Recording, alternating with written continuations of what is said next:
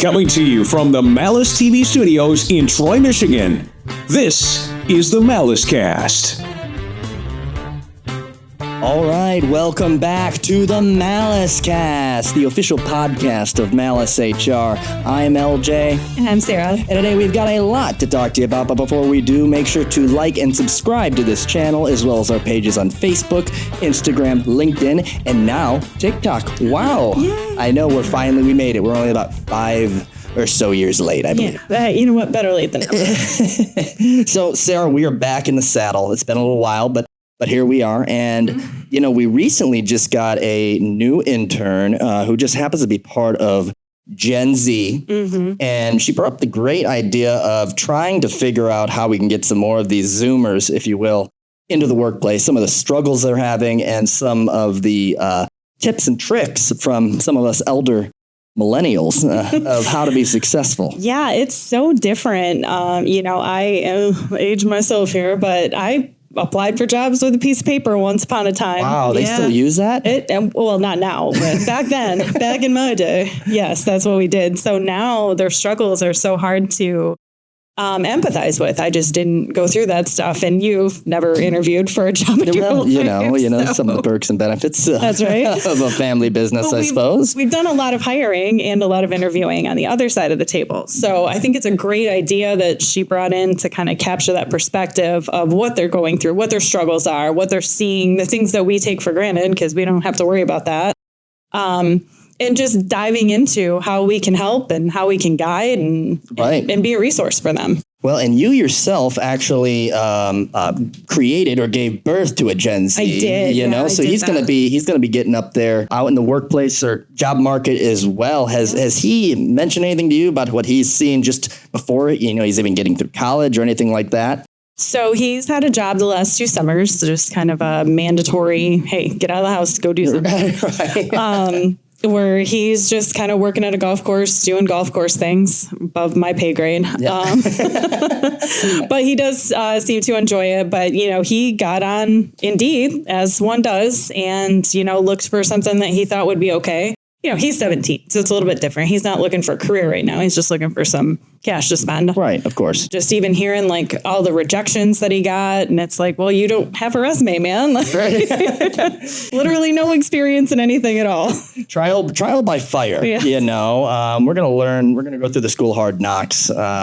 But so, one of the funny things is, though, with this generation, and we're all saying it, is their fluency with AI and artificial intelligence. And I almost view it like how we were very fluent with the internet, essentially, where, most of our parents had no idea how to log into a computer or anything of that nature. They're of the same caliber, but with artificial intelligence. Now, something I keep hearing about is Gen Z are struggling to get in the workplace. And ironically, one of the reasons of that is because of AI. AI is actually replacing a number of entry-level jobs and minor roles that would be great for an intern or some younger professionals to get into those roles. So now they're trying to figure out, where do we go from here? Mm-hmm. And it seems like since before the pandemic, I read an article, it said 50% of a number of jobs that would have been available for Gen Z have gone away. So we're at a 50% decrease since pre-pandemic time.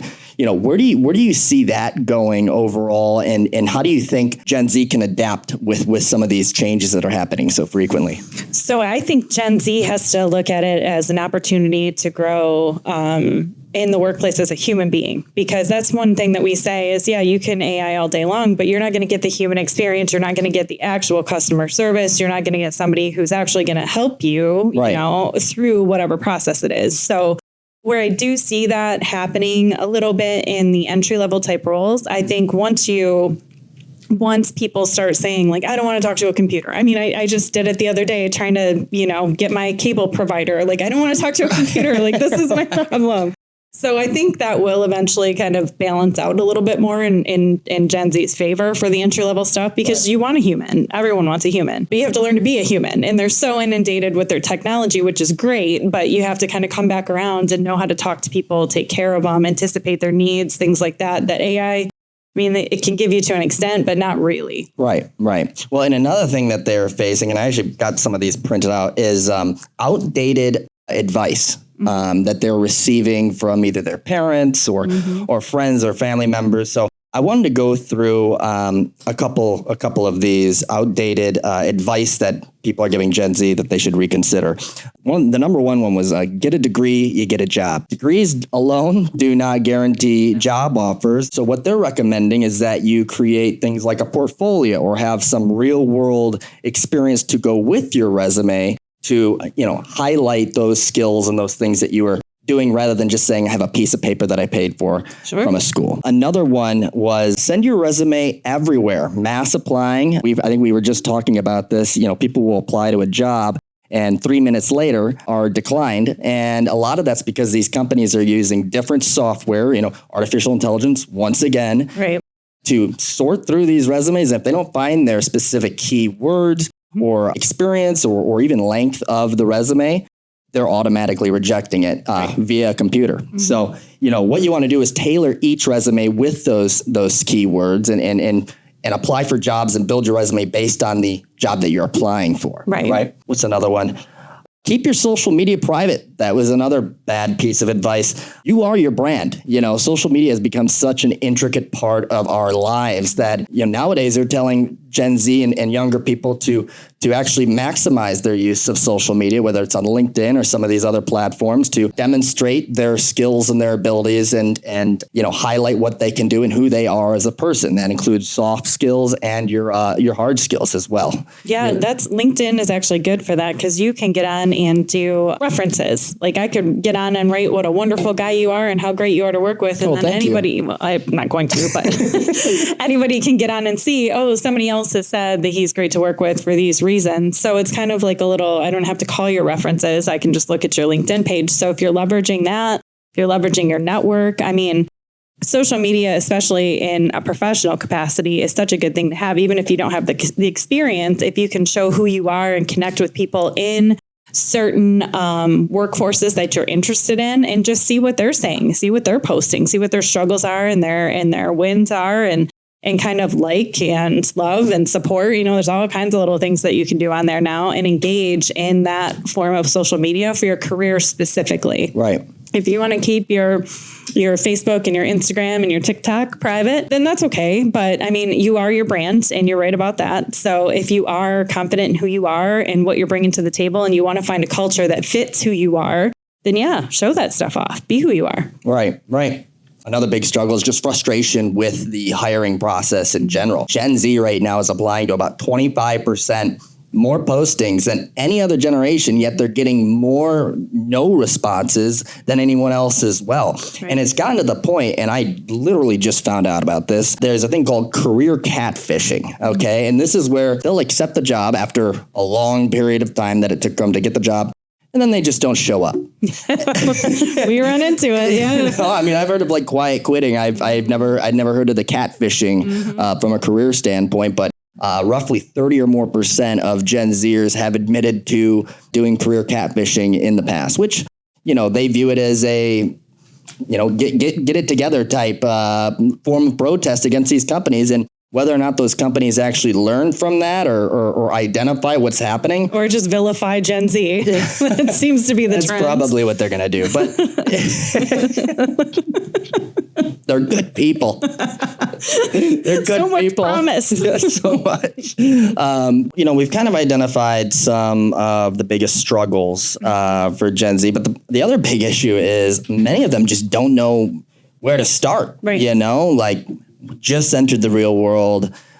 How do I do this? Right. Deal. And some of the advice we like to share is really take a inventory of your interests and what you like to do and figure out, how that kind of fits into a potential role moving into the future, And I always bring up this example. We have Aaron who works for us, and he has an accounting degree, and he went into accounting and because he felt like that was a stable job and everyone told him it was a good profession. And so he went and got his accounting degree, got into accounting for a short period of time, realized how much fun accounting is, which is not at all, and ended up going into sales and loves his job. Which started as an internship here. It started as an internship. Gave it a shot. Yeah. So it's one of those things where you want to, identify what you're interested in, what motivates you, and pursue jobs in that realm rather than just what you think is a quote unquote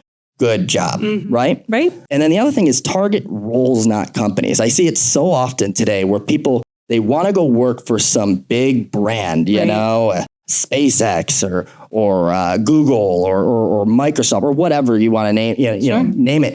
And they get into these companies and they don't necessarily like it because they were going after the brand and not the actual role itself. Right. So identify the roles and target those roles and not specifically the brand name. I know the brand names are great and it sounds great to say, hey, I'm working at Google or wherever, but if you're not actually interested and want to do a job there, you're not going to be successful. And then start small. You don't have to find the right job right off the get-go. The first jobs and your first few jobs usually are about building experience and developing yourself and giving yourself a brighter future as you get older and further into your career. Right. Yep. Makes total sense. And, you get into the interview process and things like that, if you're applying to jobs that are more quality over quantity, if you're just firing off a bunch of applications, they're probably just spaghetti to the wall. But if you're going to quality over quantity, then you're going to be applying for things that are a little bit more in your wheelhouse. You don't need to know everything about them. You just need to know that company's on the same page as you. And when you get into the interview process, there's green flags to look for. It doesn't matter, if you've got one interview, if you've got 3 interviews, whatever it is, start asking the questions that get to the nitty gritty of who that company is and how they work for you. It's kind of like dating in that aspect. You don't have to accept just the first thing that comes along. Find somebody or a company that aligns with your values and who you want to be. Companies in the interview process that are asking about you and what interests you and not just the person on the resume. And figure out what it is that you're looking for in a company, whether that's, flexibility with hours or whether it's, I want to be in the office because I want to get to know everyone and everything. Whatever it is that you want, start asking those questions. The interview process is as much about you interviewing that company as it is the company interviewing you. And I think a lot of people forget that. Well, and I think another thing that you should look at is how do these companies treat their employees? Right. Is the company employee centric? Are they figuring out ways to grow the company, but grow the individuals working there? And then, kind of old fashioned, but check online reviews, those can always be a big indicator. Right. I can't tell you the number of times we've worked with people who said, hey, we've got this opportunity at a company, and they say, oh, I've read some reviews and no thank you, so something as simple as that can also be a big indicator. Yeah. And you're also going to get, there's always going to be those reviews out there that are just angry and just want to put it out there. So take it all with a grain of salt, but look at the trends and what people are saying. Hey, I love this company. My boss really listened to me. I love this company. They have a good work-life balance. The things that you're looking for yourself, start looking for those indicators and what other people are saying. Yeah. And ask about what type of mentorship and training opportunities these companies are going to have, especially in the interview process. Identify if there's going to be an opportunity for you to grow, and if there's going to be somebody there to build you up as a professional in your new career. Right. And that's a huge thing. Another thing that I always hear about is, I don't have any experience. I'm applying for a job. What can I do aside from have a very short resume with limited experience? Build a portfolio. And now you might say, well, I have never had a real job to build a portfolio. Well, you can use things from school. You can use things from community service. Build a portfolio of things that you have done to attach to your resume, especially on those first entry-level jobs. It can be important just to show them that you were involved in something or actually doing work. And a lot of times they're going to be looking at that as an indicator of soft and hard skills. And hey, this is somebody who's actually committed to the job. They put this portfolio together. And it's just a really good first impression. Yeah, I completely agree. If you played sports, if you did babysitting, team building things that you did where you followed leadership and you followed direction. Oh, you had patience, things like that. Those are all soft skills that you can bring to the table and then expand upon as, I thought I could babysit and I realized I'm just not that patient of a person. I need to go and be authentic and own yourself and who you are. And I think when I interview people and they just blatantly own their faults and their strengths without even having to be asked, because I hate that question, but it's a breath of fresh air to me, because it's like, hey, you know who you are, and all I get to do is come and make you and help you grow and be a better employee person and be your mentor. So that's always a breath of fresh air to me. Well, and it kind of goes into, what we call the career toolbox, if you will. And you want to highlight things like, your resilience to change, your time management, your ability to adapt, and you're going to find out that companies are actually looking at that kind of stuff way more than they're looking at any sort of number associated with your GPA. Companies want to know if they're going to bring you in, you're not going to get flustered, you're going to be able to handle any sort of pressure they might put on you and adapt and be resilient to those changes as well. Right. So those a lot of times will get you past the finish line more so than a GPA listed. 1,000 times, yes. Yep. And then finally, I would just say mindset matters. And you kind of touched on this earlier, patience is key. And you may apply to, multiple dozens of jobs and may not be successful, but you want to try. And it doesn't even matter if it's jobs or anything in my life, if you don't succeed, you want to try and figure out a way that you can learn from that failure and build upon it, because all of those attempts, despite maybe sending out a dozen or more resumes or applications for jobs, are going to compound with that experience, and it's going to make you overall more successful in the future. So don't give up and have some patience, and it'll work itself out. I can assure you, if you follow these tips and continue along that path. Absolutely. So I feel like we covered a lot in a very quick fashion, a lot of the struggles that they're going through and things that we're hearing on a regular basis. So we're always here as a resource to reach out to. This is staffing. It's what we do, and we do it well. So feel free to reach out to us and send people our way, and we're happy to help out on resume building and things like that. I feel like I'm excited to see where it gets taken moving forward. This generation. And and that's going to save us all. Let's hope they're either going to save us or they're going to destroy us. I hope the former. But I think it's great. And, the benefit of being in staffing is we've had an opportunity to work not only with basically every generation from Gen Z to the boomers, but also the clients. So we get a chance to see both sides of the issues. So please feel free to reach out if you have any questions or concerns. I think we could probably do a follow-up on this at a later date. Otherwise, make sure to go online, and if you have anybody that that's looking for work, Gen Z, Gen X, or otherwise, feel free to go to our referrals tab. We do offer referral bonuses if you do refer a candidate who does get a job. But I think that about wraps it up for today. So this has been the Malice Cast. Make sure to like and subscribe to our channel, as well as our pages on Facebook, Instagram, LinkedIn, and TikTok. We'll see you next time. You've been listening to the Malice Cast, the official podcast of Malice HR. Don't forget to subscribe now to Malice TV, available on YouTube, and we'll see you on our next Malice Cast.